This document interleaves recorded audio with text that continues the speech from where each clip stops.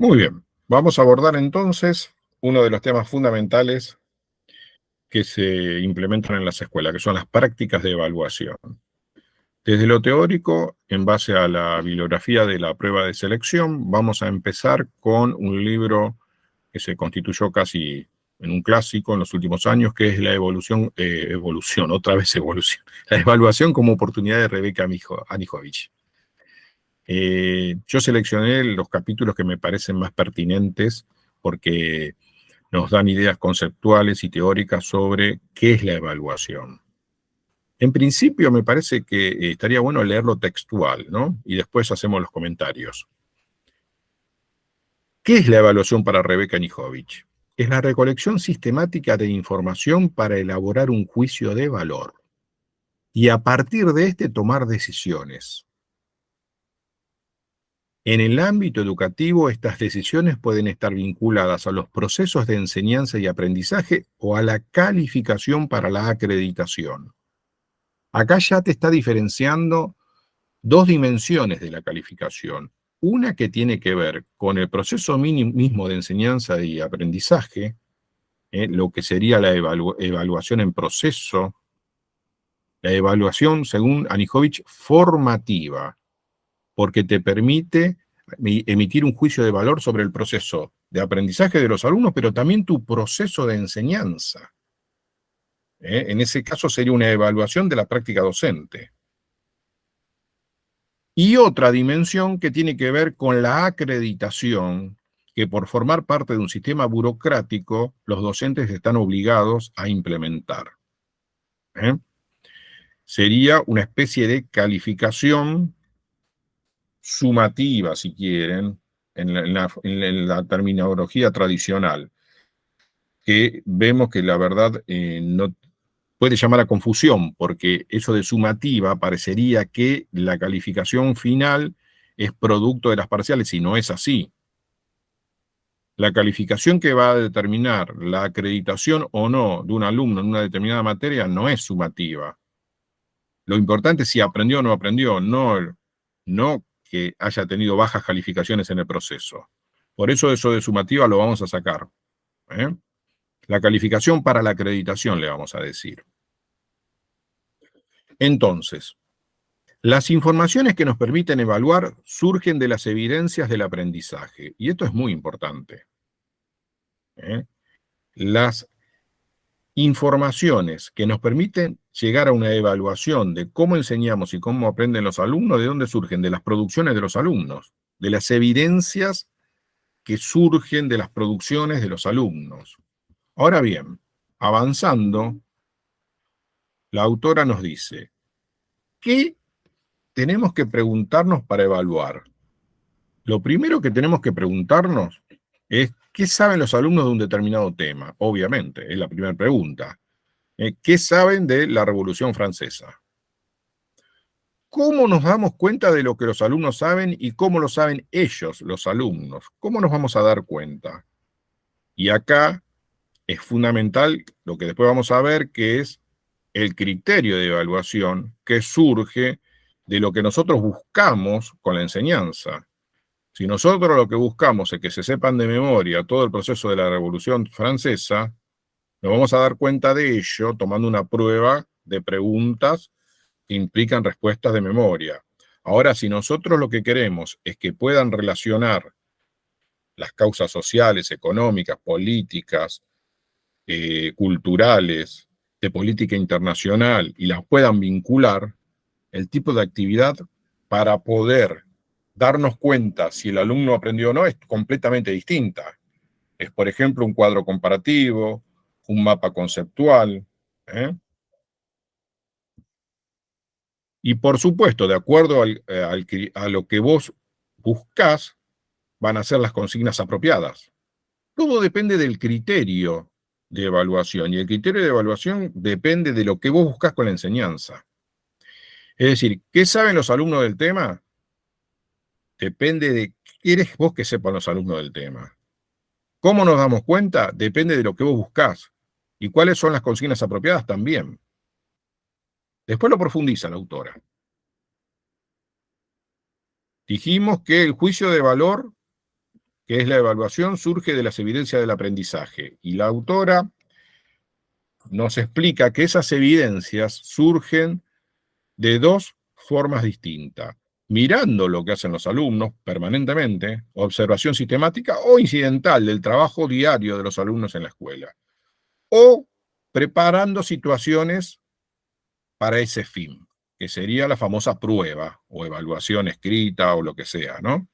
Entonces, las evidencias del aprendizaje surgen de la observación sistemática o incidental del trabajo de los alumnos o de la respuesta de los alumnos a situaciones creadas por los docentes.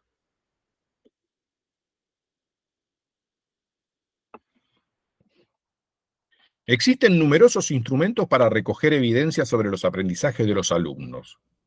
La conversación, y esto es muy importante porque Rebeca Nijovich hace mucho hincapié en la retroalimentación, es decir, que la evaluación no sea simplemente entregarle una prueba al pibe, te sacaste un 8, sino que haya una retroalimentación, que vos le hagas una devolución y que el alumno también pueda reflexionar sobre lo que produjo, lo que sabe y lo que debe mejorar, ¿no? Por eso habla de esto de la conversación. La conversación es uno de gran valor, ya que permite acceder al pensamiento del estudiante, seguir su pensamiento y argumentos, conocer las razones que dieron lugar a sus respuestas. Por supuesto, debe quedar registro escrito de estas conversaciones. ¿Eh? Las evidencias del aprendizaje, las evidencias que nos permiten emitir un juicio de valor sobre lo que aprendieron los chicos y también un juicio de valor sobre cómo enseñamos nosotros, ¿no? Deben ser coherentes con los objetos que se persiguen con las prácticas de enseñanza. Y esto es, digamos, muy básico, ¿no? Si vos tenés como objeto la memorización, las evidencias del aprendizaje para saber que el alumno memorizó, es una prueba con preguntas que implican respuestas memorísticas. Y eso debe ser coherente con una práctica de enseñanza del profesor expositiva. Ahora, si vos lo que pretendés es fomentar el espíritu crítico y la comprensión del fenómeno social a través de sus múltiples dimensiones, si ese es tu objetivo, las evidencias no van a ser una prueba escrita tradicional, sino que le vas a hacer al alumno que elabore un informe, que discrimine las diferentes causas de la Revolución Francesa y cómo se vinculan entre sí, que pueda elaborar un cuadro comparativo entre las causas de la Revolución Francesa y las causas de la Revolución Norteamericana, por ejemplo, que pueda elaborar un mapa conceptual que permita enlazar las diferentes causas y cómo se vinculan entre sí. Pero esto solo es posible si tus prácticas de enseñanza no fueron expositivas, sino que propiciaron la construcción colectiva del conocimiento, la participación de los jóvenes. Tiene que haber coherencia entre el objetivo que buscas al enseñar, cómo enseñás y las prácticas de evaluación que vas a implementar. ¿Por qué también es importante esto? Porque a veces, por el tema de la acreditación, ahora no tanto porque el informe de avance es valorativo y no es vinculante, pero muchas veces el profesor de secundaria, ante la necesidad de poner una nota porque cerraba el primer trimestre, ¿qué hacía? Por más que era un buen profesor y hacía que los alumnos trabajen en equipo, práctica de enseñanza interesante, motivante, que desafíen la inteligencia, pero tenía que poner un numerito. Entonces, ¿qué terminaba haciendo? Tomaba una prueba tradicional para justificar una nota, porque si no los padres vienen y se enojan, ¿no? Y entonces ahí hay una inconsistencia. Las prácticas de enseñanza estaban encuadradas en las orientaciones del diseño, pero las de evaluación no. ¿Eh? Bien, y este cuadro un poco que define todo lo que estuvimos desarrollando. Planificación de la evaluación. ¿Cuál es ¿Qué define la planificación de la evaluación? Los criterios de evaluación que tenemos nosotros como docentes. ¿Y de dónde parten esos criterios de evaluación? De lo que buscamos que evidencie el alumno al evaluarlo. Si buscamos que evidencie memorización, nuestros criterios van a ser uno. Si buscamos que evidencie comprensión, los criterios van a ser otros. ¿Eh? Entonces, ¿Qué tenemos que tener en cuenta cuando planificamos la evaluación? ¿Qué quiero que los alumnos aprendan? Quiero que aprendan de memoria. Quiero que aprendan a comprender el hecho social. Es completamente distinto lo que quiero. ¿Cómo podemos comprobarlo? Obviamente lo vamos a comprobar de manera distinta. Si queremos que el alumno aprenda de memoria, lo vamos a comprobar con una herramienta que es una prueba tradicional escrita. Si queremos que el alumno comprenda, tenemos que elaborar distintas estrategias, como dijimos recién, desde ponerse en el lugar de los actores sociales, elaborar un mapa conceptual, elaborar un informe, elaborar una postura crítica frente a distintas ideologías de determinado momento histórico. ¿Y qué tareas permiten dar cuenta de sus aprendizajes? Bueno, es la que recién les mencioné. Yo creo que con esto tienen ya como para fundamentar la postura de ustedes frente a la evaluación. En una problemática de evaluación ya tienen con qué empezar, pero vamos a profundizar el tema de la retroalimentación, que es tan importante, porque ustedes fíjense que todo esto, todo lo del RITE y el informe de avance, parte de acá. Porque Rebeca Nijovic propone las rúbricas y propone la retroalimentación. El informe de avance es una retroalimentación y el RITE es una rúbrica.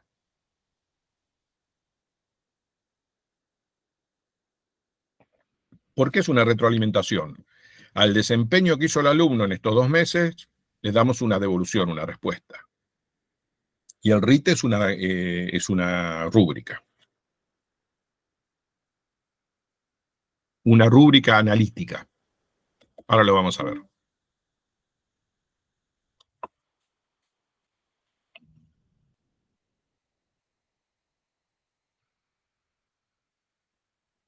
Bueno, las evidencias no deben ser exclusivamente pruebas, es decir, no solamente pruebas tenemos que tomar para evidenciar lo que saben los alumnos. Es fundamental la observación sistemática. Esta también puede organizarse por medio de tablas que incluyan los contenidos, criterios, el desempeño esperado y las observaciones. Eso después lo vamos a profundizar con las rúbricas.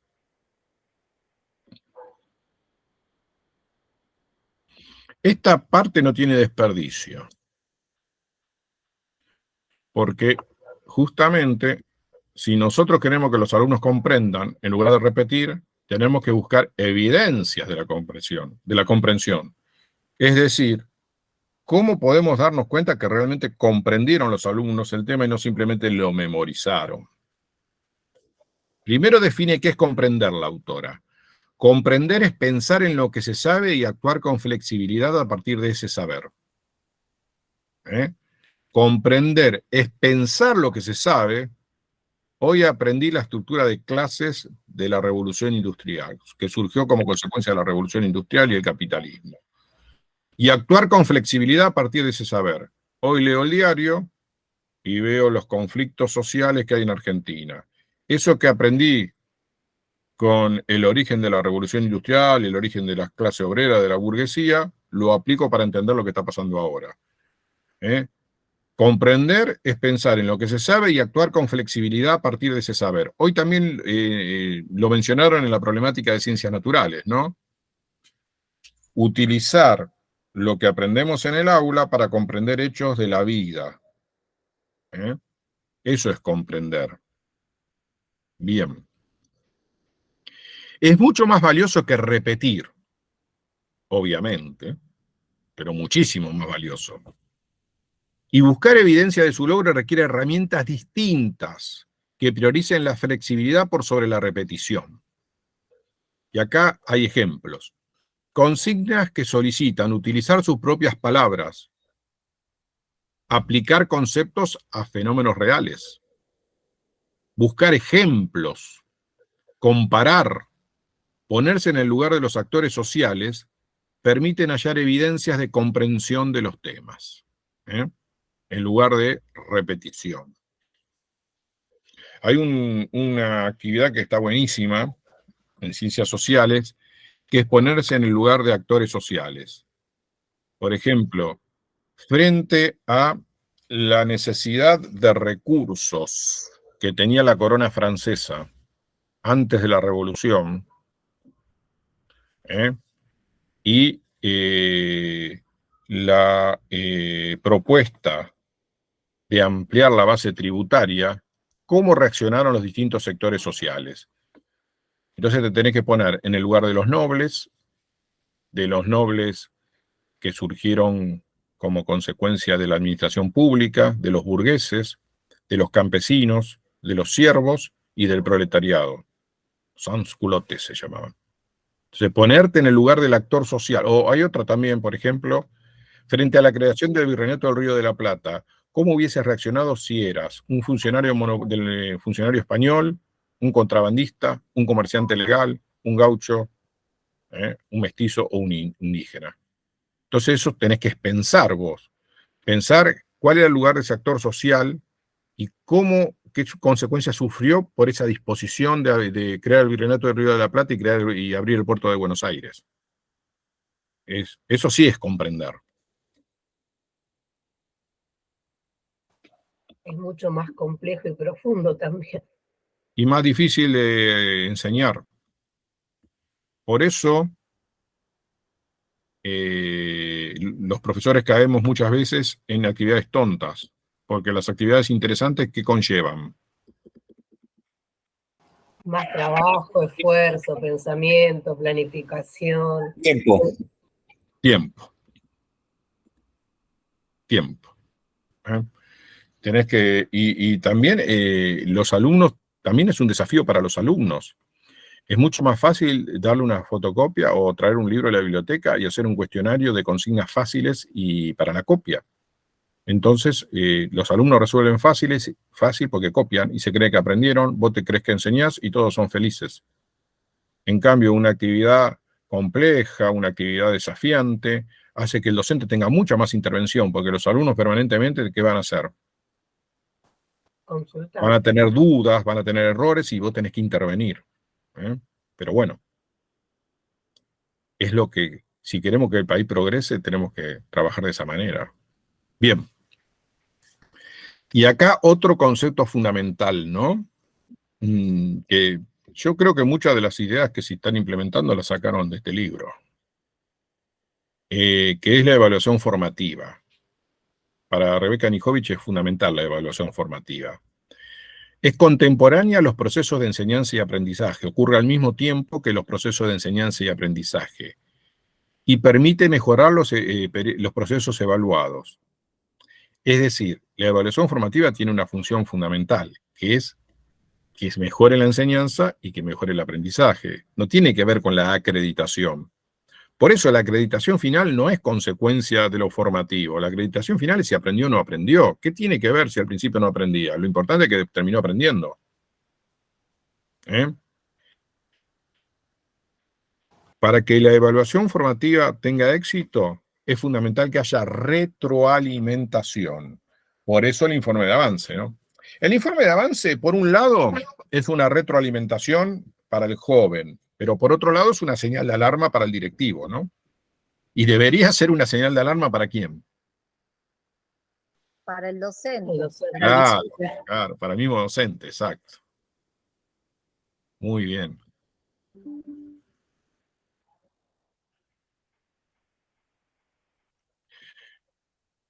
¿Y qué consecuencias tiene la retroalimentación? Todas positivas, según Rebeca Nijovic, y yo también considero lo mismo. En principio, yo creo que te hagan una devolución te valora. No sé qué opinan ustedes. Por más que sea mala la devolución, por lo menos te tienen en cuenta. Distinto es tirarle una prueba, decirle, te sacaste un 7. ¿no? Los chicos esperan la devolución. Ellos esperan.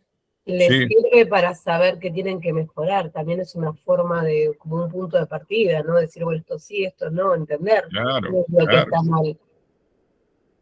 Todo lo que sea invisibilizar, ningunear, los pibes lo viven mal. Y esto es una forma de tenerlos en cuenta. Es decir, vos hiciste tu trabajo, yo te lo leí y noté esto y lo otro. Según la autora, entonces, la retroalimentación es muy importante porque modifica los procesos de pensamiento y comportamiento de quienes la reciben, que es lo que dijeron ustedes recién, ¿no? El que recibe la retroalimentación, lo dijo Gabriela, modifica, mejora. Contribuye a reducir la distancia entre el estado inicial y las expectativas de logro. Claro, nos vamos acercando a lo que queremos.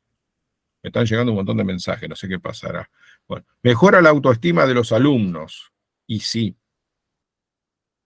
Aún siendo una retroalimentación donde hay aspectos a mejorar, yo creo que siempre es positivo para el chico que se lo considere. Involucra la participación de los estudiantes, porque estamos recurriendo a ellos. Utiliza variedad de evidencia para dar cuenta de los aprendizajes. Si vos vas a hacer una devolución, tenés que tenerla bien fundamentada. Es específica y contiene informaciones de que el estudiante puede poner en juego en su aprendizaje, lo que también dijeron hoy, ¿no? De que va a reflexionar sobre lo que está aprendiendo y lo que le falta y lo que está haciendo, lo que tiene que mejorar. Muy bien.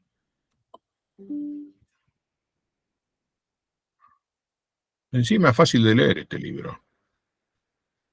Esto lo vamos a pasar porque si no vamos a estar todo el día con esto. Después lo leen ustedes. No me parece todo es importante, pero más importante es el tema de las rúbricas.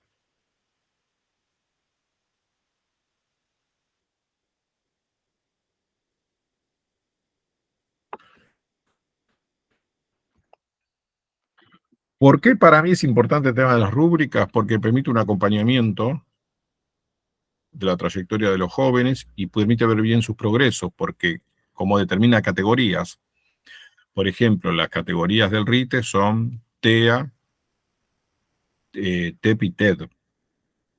Entonces, vos podés ir viendo como ese registro institucional de trayectorias educativas se debería archivar en el legajo del joven, ahí se va viendo la trayectoria y sus progresos y sus dificultades, porque aparte tiene una columna de observaciones.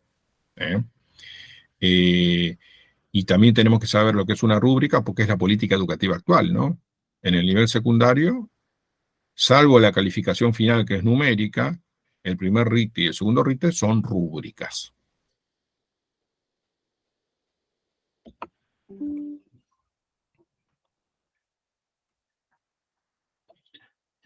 Bueno, acá es una reflexión sobre los sistemas de calificación, que la verdad es totalmente pertinente, según mi opinión.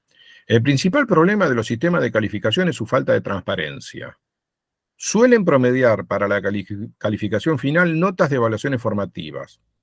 Eso carece absolutamente de sentido. ¿Qué tiene que ver el proceso formativo? El proceso formativo puede tener un montón de obstáculos que el chico fue superando. ¿Y qué? Porque se sacó, en la época que las calificaciones eran todas numéricas, porque un día se sacó una nota baja en un contenido, ¿eso va a condenar a que el alumno no acredite? Lo que importa es si aprendió o no. No hay que mezclar lo formativo con la acreditación. No existe coherencia. Bueno, el segundo problema que nota la autora. El primero es ese, que para la calificación final promedian evaluaciones formativas, que están para otra cosa. La evaluación formativa está para reflexionar sobre el proceso de enseñanza y aprendizaje, para mejorar, no para que acredite uno a un joven. No existe coherencia entre las prácticas de enseñanza y las de evaluación. Lo que hoy dijimos, enseñamos de una manera, evaluamos de otra, tiene que haber coherencia. Al calificar no se consideran los criterios y niveles de desempeño, entre otras cuestiones. Esta situación genera en los alumnos bajas calificaciones, un deterioro en su autoestima que a su vez estigmatiza como mal alumno. Y esto termina en repitencia y a veces en abandono.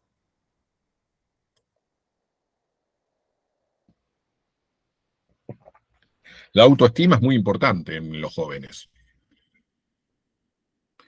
Lo peor que puede hacer un docente es poner calificaciones un 1, decirle a un chico que no es capaz, porque es una edad donde se está formando la subjetividad. Nosotros somos adultos y los mandamos al diablo a alguien que nos maltrata, pero el joven muchas veces siente que el responsable es él. Y eso está comprobado por investigaciones que se hicieron. ¿Cómo influye la mirada del adulto en la subjetividad del joven? Y cuando esa mirada es totalmente estigmatizante, genera que finalmente ese joven termine yéndose de la escuela. Por eso, en el documento sobre informe evaluativo, primer informe de avance, habla de considerar esa situación, ¿no? Que los informes de avance partan siempre de lo bueno, ¿eh? Que primero rescaten lo positivo y después lo que tiene que mejorar, pero con las palabras adecuadas.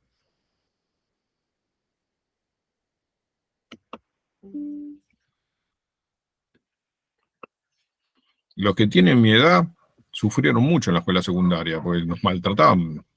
Hoy también se sufre de la misma manera en la escuela secundaria. Estas prácticas no están desterradas para nada.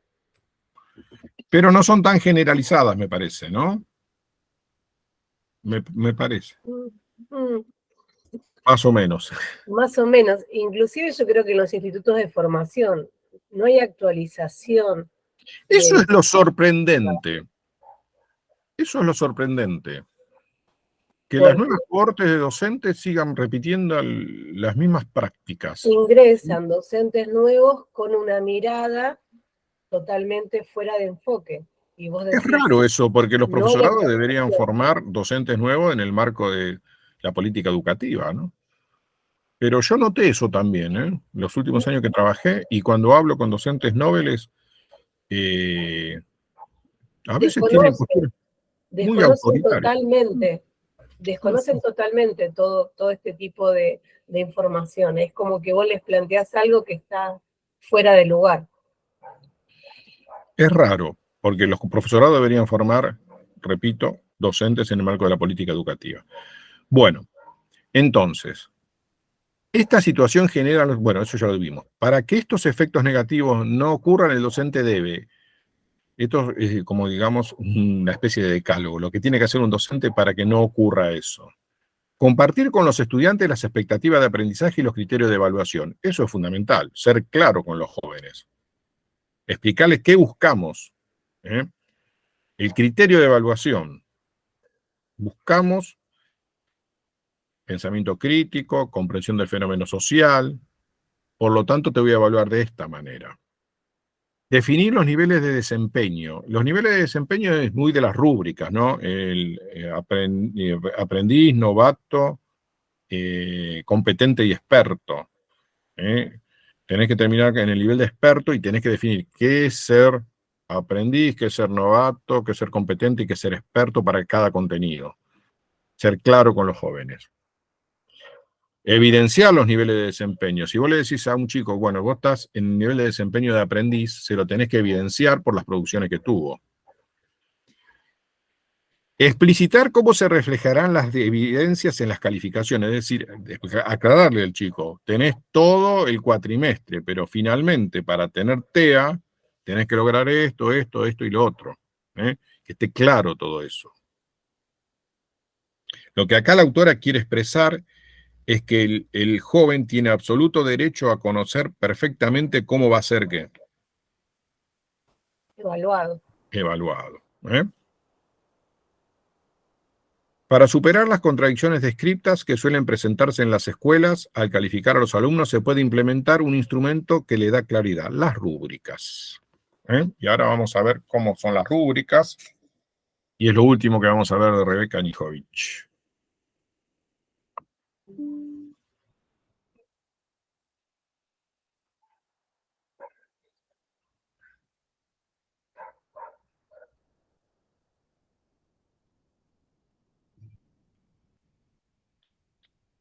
Las rúbricas y la calificación. Las rúbricas deben establecer claramente los objetivos que se buscan, los criterios y los niveles de desempeño. Así los alumnos pueden reflexionar sobre sus propios aprendizajes. Claro, esta claridad en lo que se busca con la evaluación y en tus criterios de evaluación y lo que buscas con la enseñanza, busca que el alumno pueda reflexionar sobre qué está aprendiendo, cómo está aprendiendo, y busca llegar en algún momento a la ¿qué? Autoevaluación. Pero vos no podés llegar a la autoevaluación si no hiciste todo un proceso previo donde el joven conozca qué es lo que vos buscás, con qué herramientas vas a hacer que la evidencie lo que vos buscás, qué coherencia existe en como vos le enseñás, de acuerdo a lo que apuntás, y en coherencia cómo lo vas a evaluar, ¿no? Por ejemplo, y acá hay un ejemplo de rúbrica. El contenido de la rúbrica, el contenido que vamos a evaluar, son prácticas de lectura en contexto de estudio. Vieron que ese es uno de las líneas de práctica del lenguaje: contexto de estudio, literatura, los lenguajes y construcción de la ciudadanía. Objetivo: buscar y seleccionar información relevante. ¿Qué queremos lograr? ¿Qué buscamos en nuestros alumnos? Que sean capaces de buscar y seleccionar información relevante, en que sean capaces de hacer eso de un determinado tema. Criterio de evaluación: identificar información en un texto. Ese es nuestro criterio. En base al objetivo, ¿cuál es el criterio? Que sean capaces de identificar información en un texto. Los niveles de desempeño serían aprendiz, novato, competente y experto. Pero esto el chico tiene que saber. Aprendiz sería, por ejemplo, que es capaz de copiar un párrafo a partir de una pregunta, sin análisis. Novato, si es capaz de seleccionar dentro del texto, en base a una pregunta, distintos argumentos que permitan justificar una respuesta. Competente, si es capaz, bueno, esto hay que definirlo, lo puede definir mejor un profesor de prácticas del lenguaje, ¿no? Competente, si es capaz de encontrar posturas contrapuestas dentro de ese texto que están analizando. Y experto, si es capaz de hacer un análisis crítico y una opinión fundamentada sobre lo que se pone en ese texto. Eso entonces sería una rúbrica. Se define el contenido, el objetivo, el criterio de evaluación y los niveles de desempeño, que esta autora los clasifica en 4: aprendiz, novato, competente y experto. Pero en cada contenido donde vos construís la rúbrica, tenés que definir claramente qué es aprendiz, qué es novato, qué es competente y qué es experto. Y le tenés que aclarar al pibe que para que se saque un 7 como mínimo al final del año tiene que ser competente, como mínimo. O para que tenga TEA tiene que ser competente. Tenés que aclararle el vínculo que existe entre la rúbrica y la calificación que va a permitir acreditar o no. Bueno, la autora dice que la construcción de rúbricas es ventajosa porque aporta transparencia, es decir, vos vas evidenciando qué sabe el chico contenido por contenido, y también los avances, cómo va evolucionando de aprendiz a novato, competente o experto, ¿no?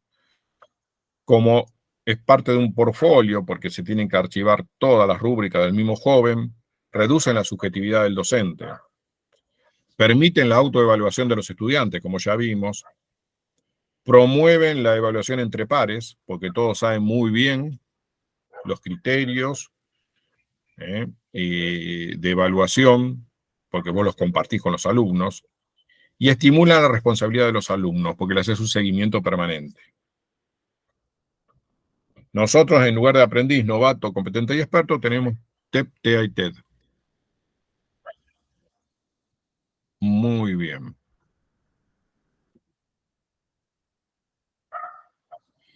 Quería ver una cosa más. Acá está. Los dos tipos de rúbricas.